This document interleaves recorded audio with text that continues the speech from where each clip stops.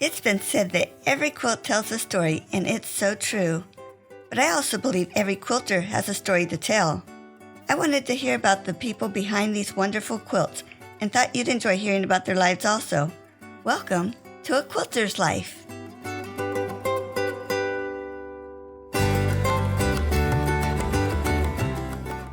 Obviously, I'm a Northerner. Sandy Fitzpatrick shared with me that Southerners know the difference between a hissy fit and a conniption. So for us Northerners, I looked them up. Hissy fit is a childish tantrum, as where a conniption is a fit of hysterical excitement or anger. I'm glad that Sandy of Hissyfitz Designs chose the cute name for her shop, although after spending time with her, I can't imagine this sweet lady ever throwing a tantrum. I also want to thank Amber Collum of the Grace Enough podcast for connecting me with Sandy.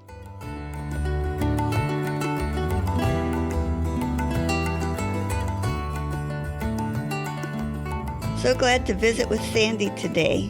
Thanks for being on A Quilter's Life, Sandy. Thank you. Let's start at your beginning. Where were you born and raised? I was born in Little Rock, Arkansas. I grew up there until I was about 13 years old, and then my family moved to Sheridan, Arkansas, which is about an hour south of Little Rock. We had a farm, so I grew up on a farm. I then, as I graduated from high school, moved back to the big city of Little Rock, and I married a guy in the Air Force from Boston, and we have been traveling for the last 40 years practically. Wow. You grew up on a farm. Do you have a special childhood memory of running around on the farm or holidays or? Well, when you grow up on a farm, it's basically a lot of work. And as a teenager, it's not exactly what you would like to be doing when you have friends who live in town, do things differently than you do. But there is a special memory that I have. My dad, during the wintertime, when every once in a while we would get snow in Arkansas. We don't get a lot. But when we would get snow, he would hook up behind the tractor this big, long rope and put a piece of plywood on the end of it. And he would drive around in the field doing donuts, basically, and slinging us around the field on this sled, basically. And it was a lot of fun, but you don't dare open your mouth and laugh too much because if that thing hits some dried up cow patties or some that aren't even dry, it's not exactly much fun at that point. What a neat memory. So you went off to college and met your husband? No, I didn't meet him in college. I actually was working in Little Rock at the time, and he moved into the apartment right next to me. And he drove an MGB convertible, and he was a navigator at the time in the Air Force, so he wore a flight suit. So, for a little girl coming off the farm, that looked pretty good. Plus, he was like a foreigner because he was from Boston. Oh, neat. Do you remember when you caught his eye? Well, actually, I was on my way to work one morning. He had just moved into the apartment a few days earlier, and I had locked myself out of my apartment, and I needed to get back into my apartment and had no way to do that, so I knocked on the door next door, and he answered the door. He had just come in from flying, and I said, "Do you have a phone that I can use to call the landlord to get my apartment open?" And he said, "I just moved in. I don't even have a phone." So I found another way to contact the landlord, and he said that it was a few days later he realized that he probably should get to know me. He said that he had just come in from flying that night, and he was asleep whenever I knocked on the door and woke him up. So it was quite the experience. We were like two different people growing up in two different countries, however, because we didn't even eat the same kind of food. That must have been interesting when you first got married to try to figure out what you both could eat then. Well, not only that, when we first got married, We got married, and 3 days later, we moved to Japan. So Oh, wow. we lived in Japan for 2 years, and this was back in the late 70s. We didn't have a telephone. We lived in a little apartment off base. There was no one to go crying home to if you got into an argument. It was quite the learning experience. Wow. Are there other experiences or memories you want to share with me? While my husband was in the Air Force, we traveled a lot. We got to see a lot. We lived in Japan, as I said, for a few years. I have 2 daughters and a son, and both of my daughters have always said, I will never marry anybody in the military. I'm not going to do this to my kids, what you made us do, move around every 2 or 3 years. Well, be careful what you say, because they both married pilots in the Air Force, just like their dad. And they have been moving around a lot. And we now get to go visit our grandchildren or see them wherever they are. Unfortunately, we're not able to do it right now since traveling is restricted, but we're anxious to get back to doing that again. Yeah. Wow. So share with me about your employment.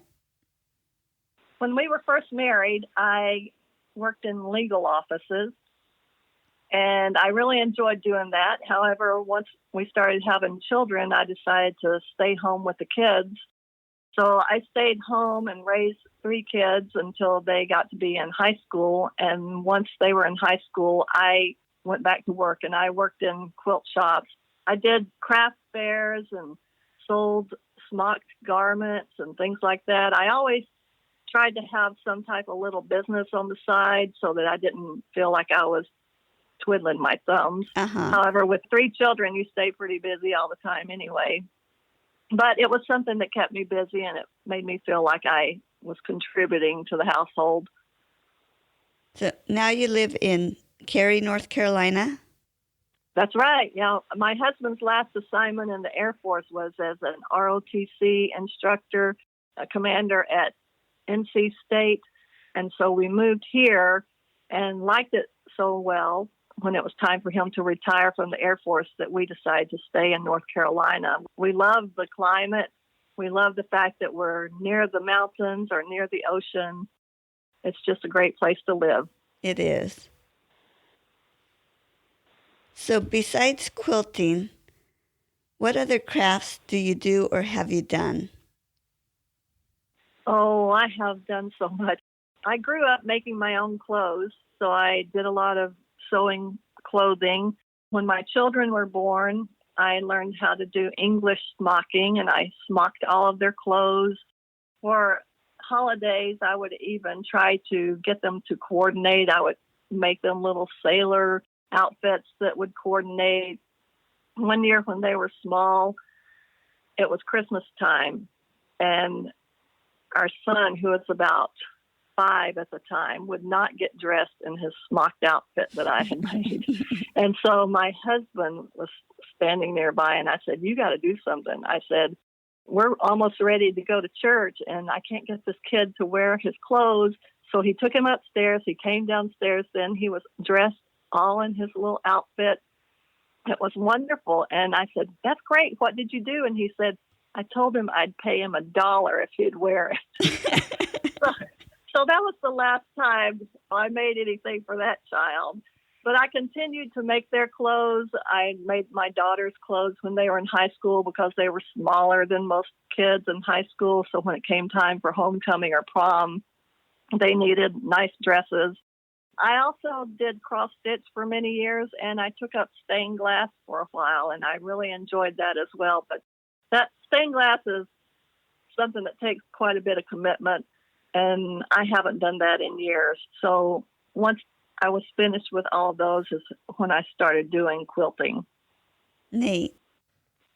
I always thought it would be neat to do stained glass, but I never did get into that. Oh, it's a lot of fun. Who introduced you to quilting?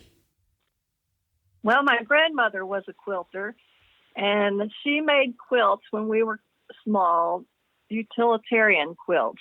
You know, the really heavy ones that when in the wintertime you put 2 or 3 quilts on the bed and you can't roll over. And they were great quilts. they weren't the most beautiful quilts.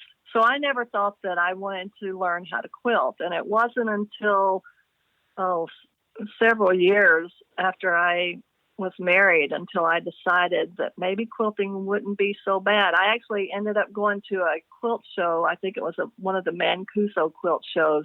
And I was amazed at the artistry that was involved in so many of these quilts. And I thought, this is not what I was expecting, and maybe I'll give this a try. After you decided to give it a try, did you do a class or what did you do? I watched some quilting shows on TV and basically learned from shows like Alex Anderson and things like that. And I did a couple of traditional quilts and kind of enjoyed that. But then I realized that there were applique quilts out there. And I belonged to a guild in Raleigh. And at the time when I was going to the guild, there were like 400 people in that guild. So Wow. they would have challenges around the holidays every year. And they asked people to design or to come up with holiday-themed blocks that members of the guild could pick up for free, make the blocks. They would all go together in packs of 24 or 12 or whatever, and their names would be drawn, and then people could win all the blocks and put their quilt together. So I decided to do that one year, and I thought, well, since I don't enjoy traditional piecing quite as much, and I do enjoy drawing, maybe I'll draw some things and make quilt blocks. So that's what I did, and I drew some snowmen heads and some little bodies of snowmen, and those were then handed out. People turned them in. And people started asking me then at that point, when they would see other things that I would make, they would say, do you think that you could make a pattern out of that? So that's basically how I got started into doing my own quilting and designing quilts. Huh, neat. Tell me about your favorite quilt or quilt pattern. Well, I don't have a favorite per se. My favorite one is usually the one that I'm working on at the time because I enjoy the process so much. I like the designing process. I like the picking the fabrics out.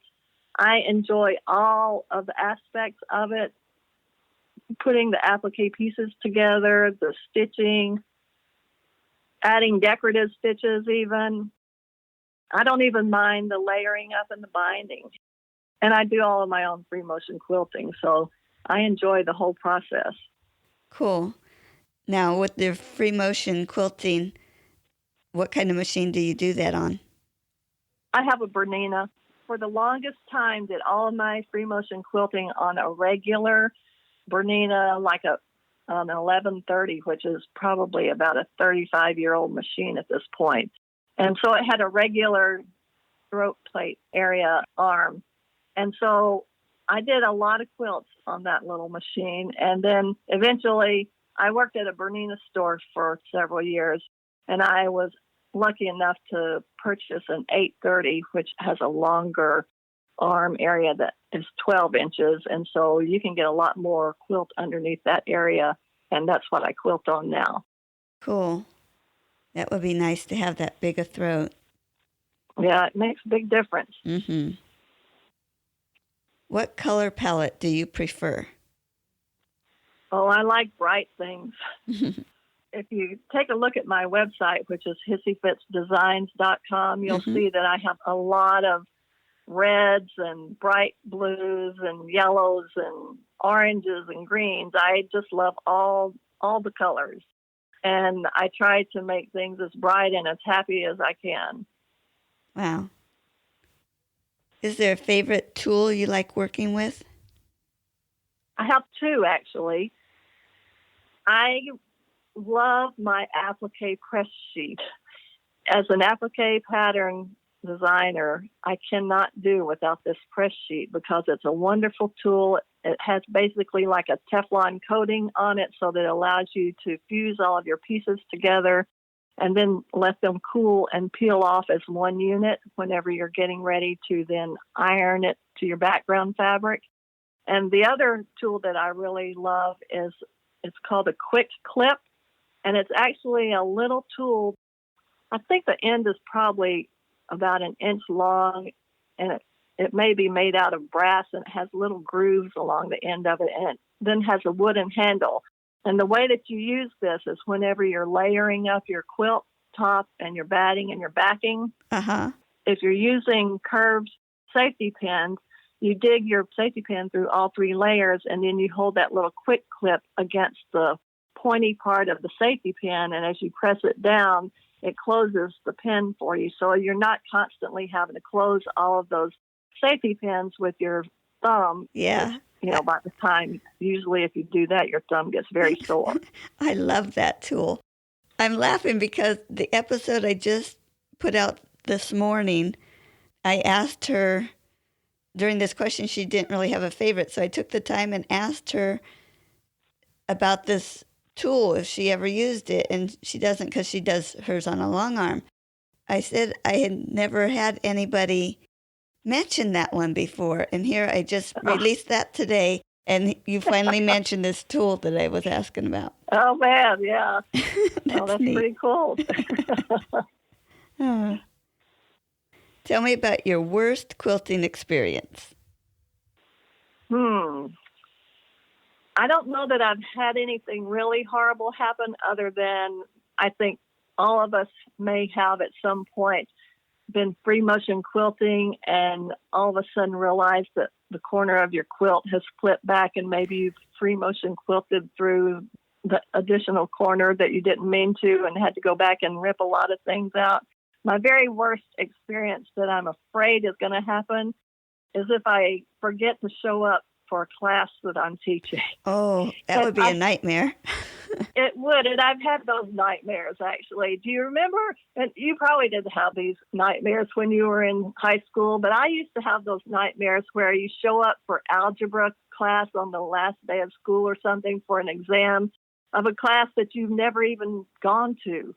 Well, I think that those are the kind of nightmares that I have when it comes to getting ready to teach a class. I'm afraid I won't get there in time, or I show up and I missed half the things that the students needed to learn.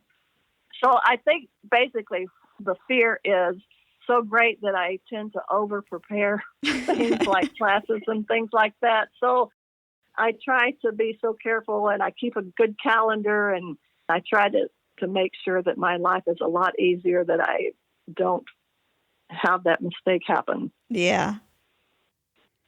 I think a lot of people will be able to relate to that. So why do you make quilts instead of doing a different hobby? Well, I did all those other hobbies for the longest time. Since I wasn't making clothing for myself anymore, or clothing for my kids, I needed another outlet, something else to sew. And whenever I started doing quilts, and I realized too, I think quilting is so much easier than sewing clothing, because quilts are a lot of straight lines. Mm-hmm. They don't have to fit you. One size fits all, basically. And I love the sense of accomplishment whenever I finally finish a quilt. I love that answer. Now, who do you make your quilts for? Basically, I make them for myself. But I do have 8 grandchildren, and I'm way behind on the grandchildren quilts, let me tell you. But I also make quilts because I love the designing process. And what are you working on right now? Well, right now, and I have it underneath my sewing machine needle as we speak, I'm doing a little wall hanging that has succulents and cacti on it. Cool. So I'm really enjoying it. I love plants anyway, and so being able to have a little wall hanging with plants on it is my goal here. That will be cute. Describe your sewing area. Well, right now it's a mess. But generally, I have the room over the garage in my house, so it's a decent-sized room. I have a nice sewing table that my machine sits in. I have a nice sewing chair that can go up and down to get me a little higher if I need to. I have a cutting table, the kind that has the drop leaves on each side. I recently put my ironing board away and just started using one of those wool mats that you can press with because that takes up less space. The walls of my sewing room have cabinets that hold sewing supplies and shelves of bolts of fabric because I, for the longest time, was cutting kits for a lot of my patterns, and so I keep bolts of fabric for that. I more recently have been sending those fabrics to a laser cutter who actually cuts the pieces out for me, so I don't have quite as much fabric in there, but I'm sure we could all have a little bit of a contest to see who has the most fabric. Share a tip with me. Oh, a tip. Well, one of the tips that I like to do is if you're ever going to put a quilt in a show, they usually request that you put a sleeve on the back of your quilt. So I like to put the sleeve on the back of my quilt as much with using my sewing machine as I can. So I'll take a strip of fabric, the width of my quilt by 9 inches, and then I turn that in a 1/4 of an inch and press, and then turn it in another 1/4 of an inch and press, and then I sew a line of stitching to hold those ends hemmed, basically. Mm-hmm. And then I take that long strip and I fold it in half lengthwise with the wrong sides together. That leaves the raw edge on one side and the folded edge on the other. And I use the raw edge and I line it up with the top of the quilt before I put my binding on, and I pin it there. And then I put my binding on, which encases that raw edge of the sleeve, and as you fold it back, you're encasing the top edge of the sleeve. And then on the bottom portion of the sleeve, you can actually still use your sewing machine. If you fold it just right and fold the quilt back, you can get just the tiniest little edge of your sleeve showing and use your blind hem foot and your blind hem stitch on your sewing machine. You could stitch the edge of that sleeve onto the back of your quilt with just teeny tiny little stitches that just take the slightest bite into the back of your quilt. And then all you have to do at that point, once that line of stitching is finished, I usually just hand sew the end of the sleeve that's closest to the quilt at that point so that you don't have both of the edges of the sleeve loose. Just that one front edge of the sleeve is loose at that point. Wow. That's probably clear as mud right there. It's easier with photos. Yeah. So have you been in many quilt shows? Oh, I have. I've had quilts in several shows, and I've won a few ribbons, so it's a nice little feeling when you can come home with a ribbon from a quilt show, sure. Yeah. Now, your business is Hissyfitz Designs. Tell me about coming up with that name. I always get asked that question. I am the youngest of 5 girls, so I threw a lot of hissy fits growing up. I'm from the South, and so people in the South know what a hissy fit is. People in the North, not so much, but there's a big difference between a hissy fit and a conniption. So when I was trying to come up with a quilt name for my business, I went through all of the sew it something or others or quilt it like something else, and I couldn't come up with something that I felt was unique and original. So I asked some friends of mine, I said, help me out here. I said, I don't know what I can use for a name. And at the time, my email address was Hissyfitz. So they said, well, just use Hissyfitz. You use it for your email all the time anyway. And I said, oh, that works for me. So whenever I got married, I married a Fitzpatrick. And so my sister at that time said, I have the perfect name for your first child. You should name her Hissy Fitzpatrick. And I said, that is not going to happen. But, man, that name stuck in my mind. And when it came time then to come up with a name for my business, and I decided Hissyfitz worked. So it's spelled Hissyfitz Designs. That's so cool. I loved how it tied in with your name. So describe how you went from having quilting as a hobby to it becoming a business for you. Well, it started out, as I said, making those holiday blocks for the guild challenges and people requesting patterns. I also had made a quilt for one of those challenges of a giraffe, and people started then saying, wow, I really like that giraffe. Do you think that you could make a pattern out of that? And so I decided to make a pattern out of that. The original one that I had done was just of one mama giraffe, and the pattern that I ended up creating was of the mama giraffe and a baby giraffe looking up at the mama giraffe. And the giraffe mom has butterflies on her ears. So it's actually called My Favorite Earrings. So that one actually is still a very popular pattern. And people continued to say, you know, I really like this. Could you make another pattern? And I was working at a quilt shop at the time. So I was working at a quilt shop and then designing patterns on the side. And I started vending at quilt shows and things like that. And it actually became a little too much and I had to make a decision. So I decided to try to devote more time to my own design business. And that's how I started and how I continue to work. There's nothing better than having a job that you totally love to do every day. Yeah. Now, are all your patterns applique? Yes. Some of them have piece areas in them, but yes, they are all applique. They can be done either hand applique or by machine. Basically, I teach machine applique using fusible, but I like to have people use fusible that's only got the fusible just along the edge so that you cut the inside portion of the fusible out, which still allows all of your applique design to be nice and soft. You know, I teach classes on machine applique and on free motion quilting, and those are the type of things that I like to teach. Nice. Now, with 2020, the way it's been, have you been able to do your classes online?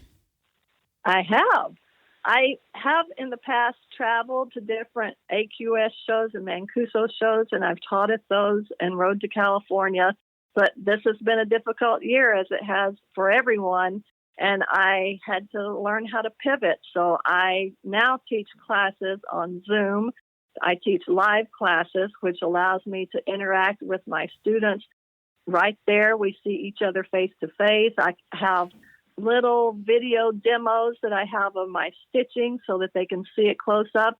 And it actually is working out really well because when you're in a classroom situation and you've got a class with 25 people in it, and I'm standing at the front of the room trying to describe something or show something, it's kind of hard for the people in the back of the room to see. But with Zoom, people can see this right there on their computer, and things are really close up, and so everybody gets a front row seat, basically. That's so neat. It is. It's actually turning out to be a lot of fun. Cool. I like how you say on your webpage, a light-hearted look at applique quilts. That's right. I try to make my designs as happy and whimsical as possible. Usually if I'm vending at a show, people come in and they go, oh, it's so happy in here. And you can tell that on your website. That's so neat. Oh, thank you. So describe how you felt when you first saw a pattern that you designed but made by somebody else. Oh, it was like a rush. I mean, when you see somebody create something that came out of your own head and that they were successful doing it, it really felt great. And it still does, even today, whenever people send me photos of quilts that they've made, it just makes me really excited. That's so fun. And tell us where, again, your website and where else we can find your business. Sure. My website is www.hissifitzddesigns.com. I have all of my patterns there. I have regular hard copy patterns as well as PDF patterns. I also offer a chance to sign up for classes there as well. Are you on any other social media? Oh, I'm on Facebook, sure. Facebook.com, Hissy Designs. Instagram as well, just Hissy Designs. Okay, great. There's a lot out there that you have to try to keep up with. I know. Well, thank you so much for sharing with me. I so appreciate it. Well, thank you. I really enjoyed it. Great. Have a great day. All right. Bye-bye. Bye.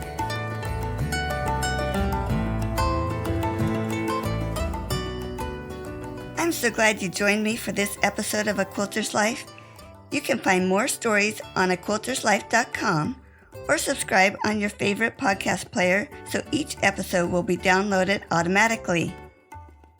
If you're enjoying this podcast, would you consider leaving a review as it helps others to find the show? Also, I want to hear about you and your wonderful quilts. Please contact me, Paula Chamberlain, through the website or a Quilter's Life Facebook group to set up an interview. And as always, thanks for listening.